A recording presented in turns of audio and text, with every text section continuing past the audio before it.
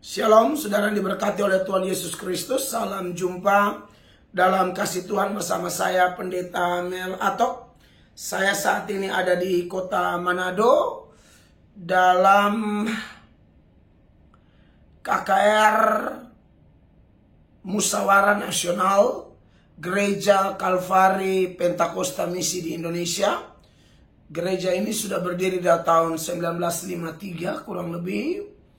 Dan dia berkembang mulai dari Ternate, dan memang sinode atau pusatnya di Ternate, dan gereja ini juga sedang berekspansi ke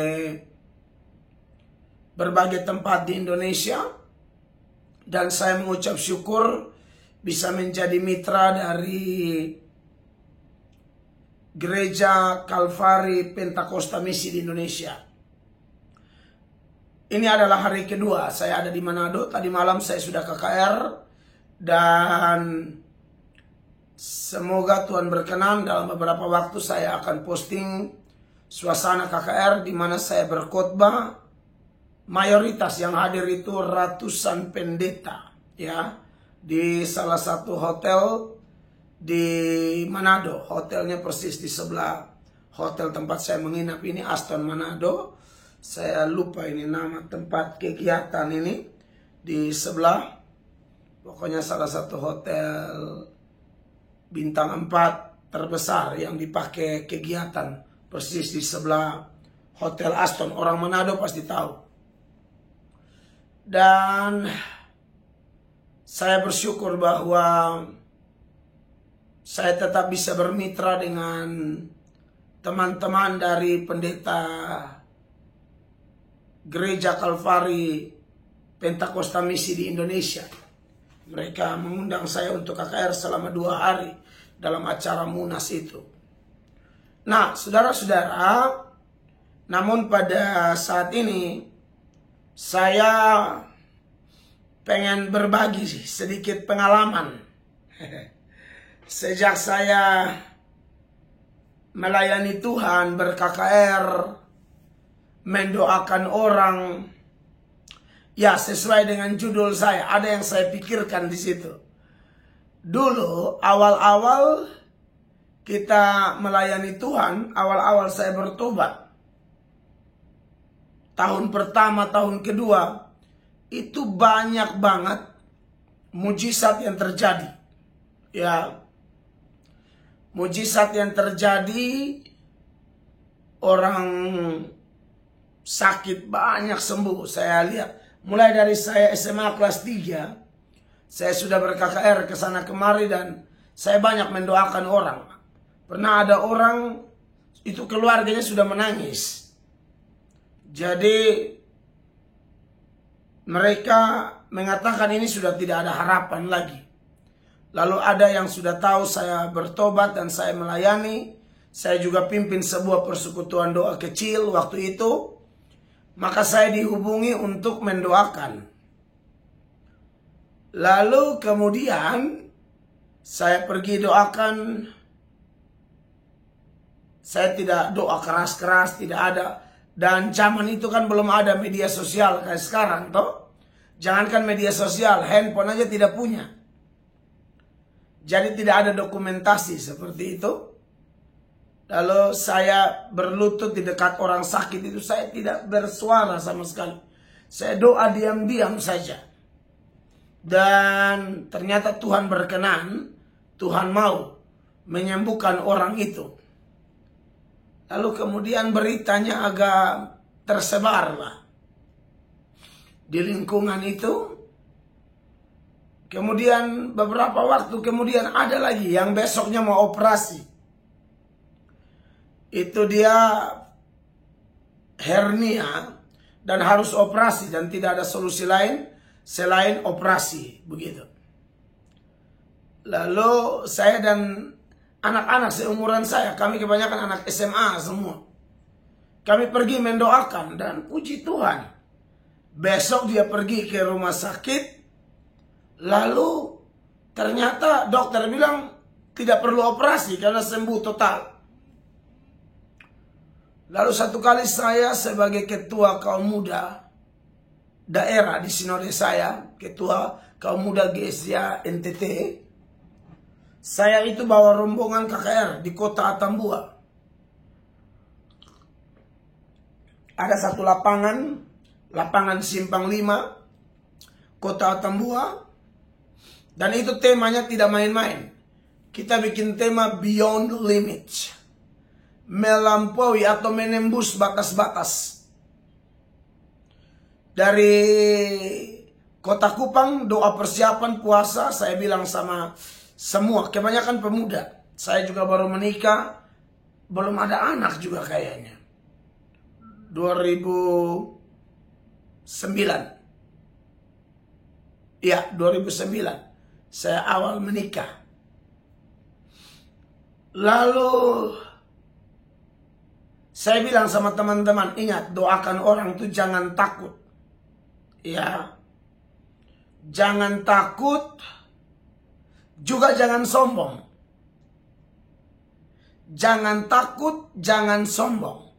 Kenapa jangan takut? Karena bukan pekerjaan kita. Jangan sombong karena juga bukan kita yang sembuhkan. Kalau ada kesembuhan itu pasti Tuhan. Maka saudara, saya ya itulah, tapi memang tidak ada dokumentasi ya. Karena waktu itu kan tahulah. Dan khusus kami di NTT, saya tahu banyak hamba Tuhan, khususnya orang persekutuan doa itu yang dipakai Tuhan luar biasa. Kesembuhan banyak terjadi. Hanya masalahnya tidak ada dokumentasi.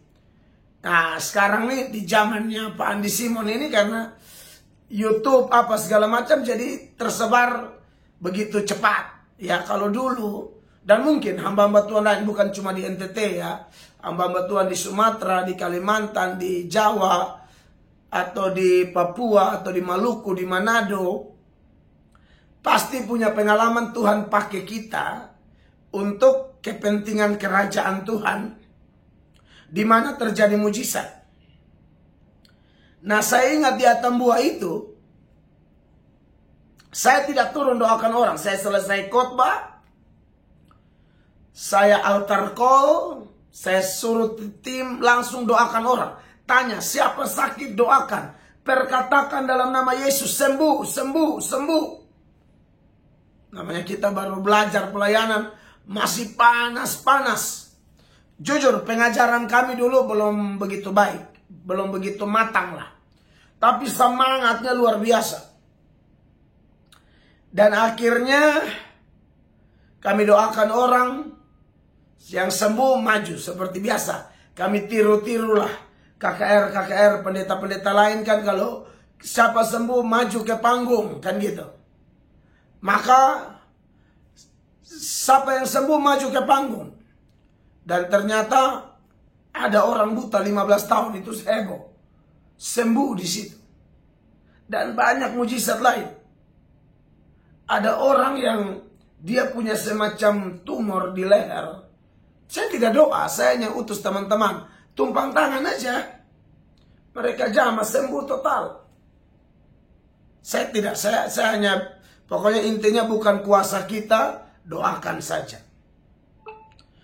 Nah, semakin kesini, saudara-saudara, pengalaman saya doakan orang, justru banyak yang tidak sembuh. Ini jujur saja. Saya kalau setelah semakin kesini saya doakan orang, kadang-kadang orang di rumah sakit sudah kritis, mereka panggil saya doakan. Lalu saya pergi doakan, saya pulang, mereka telepon, Pak Pendeta, sudah. Saya bilang sudah sembuh, sudah mati Pak. Jadi banyak yang saya doakan sekarang tuh sakit bukannya sembuh malah meninggal. Makanya di tema saya, apakah peristiwa seperti ini adalah peristiwa memalukan? Apakah seorang pendeta atau hamba Tuhan mendoakan orang harus selalu sembuh? Karena faktanya saya pengalaman pribadi, banyak yang saya doa tidak sembuh, dan hampir semua, sekitar 25-30-an orang tuh meninggal semua. Jujur saudara-saudara. Makanya saya pernah dituduh lah begitu. Ini kayak malaikat pencabut nyawa. Padahal kan bukan. Kita memang doa, lalu waktunya pas. Memang sudah waktunya orang itu meninggal. Jadi memang dia sakit parah. Saya doa jujur. Saya pulang pasti orang telepon. Sudah Pak, sudah sembuh, sudah meninggal Pak. Katanya, sudah meninggal. Jadi, apa namanya? Saya kemudian berpikir, ini bagus juga. Share di media. Ya kalau videonya Pak Andi Simon, misalnya contoh kalau saya, kan saya sering nonton juga toh. Saya dan Pak Andi Simon kan sudah saling menyapa di media, dan kami dua tidak ada masalah, hanya saja kita dua saling memberi masukan, mengingatkan, saling belajar lah satu dengan yang lain. Karena saya lihat Pak Andi Simon juga rendah hati. Saya lihat rendah hati. Nah kalau videonya Pak Andi Simon itu kan hampir semuanya sembuh. Ya, sembuh. Nah kalau saya ini meninggal. Makanya saya bikin di judul itu, saya berpikir, waduh kalau andai kata orang hanya menilai dari sembuh, andai kata kayak saya sama Pak Andi Simon, berarti level saya itu memang jauh di bawah Pak Andi Simon. Karena Pak Andi Simon punya sembuh dari yang kita tonton, yang tersebar di media kan. Tapi saya harus jujur, saya doa banyak orang meninggal. Jadi ada yang bercanda sama saya, katanya, wah kalau begitu orang sudah kritis jangan hubungi Pak, nih bahaya. Mereka bercanda. Kami tahu bahwa sesungguhnya tidak ada pendeta bisa menyembuhkan orang. Hanya saja kalau berita kesembuhan itu dengan motivasi yang tulus, membesarkan nama Tuhan, lalu kita posting, kita sebarkan, saya pikir tidak ada masalah. Justru bagus. Ya, membuktikan bahwa Tuhan kita hidup, Tuhan kita ajaib, dan memang mujizat belum hilang sampai kapanpun. Kesembuhan masih bisa tetap ada. Jadi, siapapun kita hamba-hamba Tuhan, saya juga masih melayani, Tuhan masih tolong orang lah. Yang tolong Tuhan. Tidak selalu. Semuanya mati juga. Ada juga yang sakit, kami doakan, Tuhan tolong. Ada, banyak. Masih ada. Tapi kebanyakan juga tidak sembuh. Begitu lah ya. Ini saya jujur saja. Karena saudara-saudara saya yang kontak saya di WhatsApp saya itu banyak sekali. Minta didoakan. Ada juga yang sembuh, ada juga yang belum sembuh. Bahkan ada juga yang tidak sembuh sampai meninggal. Ada. Ya, saya hanya mau berbagi video ini dengan tujuan mengingatkan kita bahwa mujizat tidak pernah tergantung kita. Mujizat itu tergantung Tuhan. Mau sembuh, mau tidak, mau sembuh langsung, mau berangsur-angsur, atau langsung meninggal, semua terserah Tuhan. Ya. Jadi saya khotbah di Manado ini sudah jelas. Yang undang saya bukan mau lihat sembuh tidak sembuh, karena ini pendeta semua. Mereka hanya mau mendengar khotbah yang membangkitkan, dan nanti khotbahnya saya posting ya. Saya sedikit tunjukkan kota Manado di hari ini.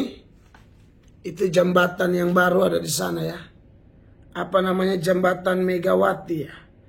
Kalau tidak salah, tunggu saya buat lebih dekat.